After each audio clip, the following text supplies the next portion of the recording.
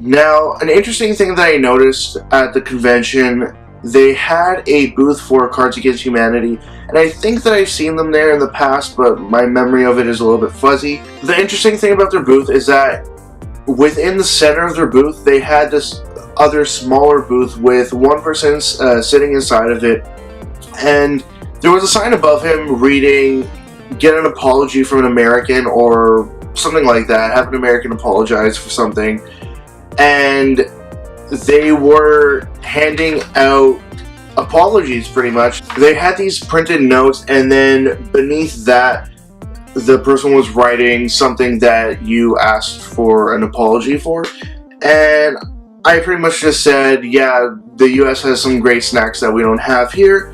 So he said that he apologizes for all the incredible snacks that they don't share with Canada.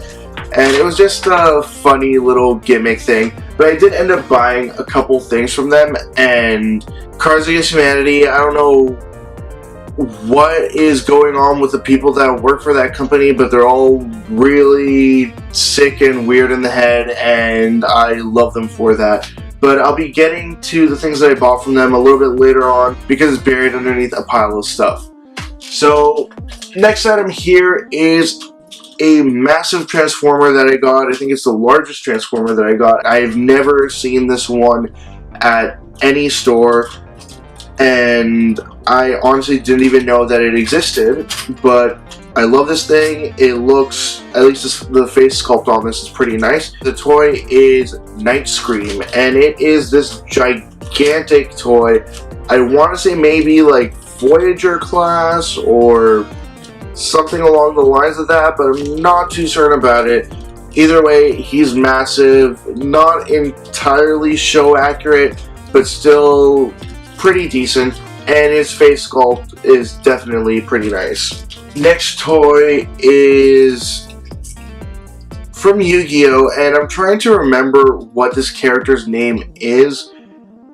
I know that he's one of the Magnet Warriors. It was this card that Yugi used in his deck, but I honestly do not remember what this one is called. Basically, this is him. He has these large wings. I don't know if he had any other accessories, but he did come with his accessory, and it does come out of his hand. And he has this action feature that I still haven't been able to really figure out. Basically, his hand is supposed to move, but it doesn't work all that well. And I'm just gonna put him down to the side for now. Next up, I found a couple of Mega Man toys, and I was coming across a lot of Mega Man toys, but some of the booths that were selling them just wanted way too much. I saw some of the smaller figures. I don't know exactly what scale they're to, but they're approximately 2 to 3 inches, and they had removable parts, but they had very limited articulation. They were just really expensive. I think I saw at one booth they had a bunch of them, and they wanted like $30 for them, and I was not going to pay that. But I did see these two toys at 2 different booths. I think that they are both from Mega Man NT Warriors. This one here, I'm not too certain about him. He seems to have a blue fist that doesn't match with the rest of his body, but then again, these parts are interchangeable, so he must have gotten the arm off of another figure somewhere along the line, and this is the current state that he's in. But it was still pretty decent, no serious damage to it, and the paint is still good for the most part, just a little bit of scratching on him. But I do have a couple other toys in this line, so very happy to add another one to my collection. And then I also had this guy here that I'm trying to remember what his name is supposed to be, but just it's escaping me right now. So if any of you can name this guy, please just let me know in the comment section below. Next thing that I got is a toy that I got for my sister. I had her in mind when I saw this, and it's something that she would have really liked as a kid. And even now, when I told her that I got it, she was really excited for it, and she was like, just make sure to clean it up before you give it to me. I'm gonna make sure to clean that, because I haven't had the chance to clean any of these things yet, so they're all just gonna stay in a box for now. But it is this doll of Sailor Jupiter from Sailor Moon. Her hair is a mess. It's just this big puffball at this point. I'm going to try to see if I can do anything about that. But otherwise, she's in pretty decent condition. Just her dress is a little ripped up because it is fabric and it is like almost 30 years old at this point. So for the most part, it's still doing pretty good considering its age. Next item that I got, I was really happy to see this. I got it for $10 that I remember, and the reason why I remember it is because it's not an amazing price, but it is still fairly decent for what it is, and considering that he did have his accessory with him as well.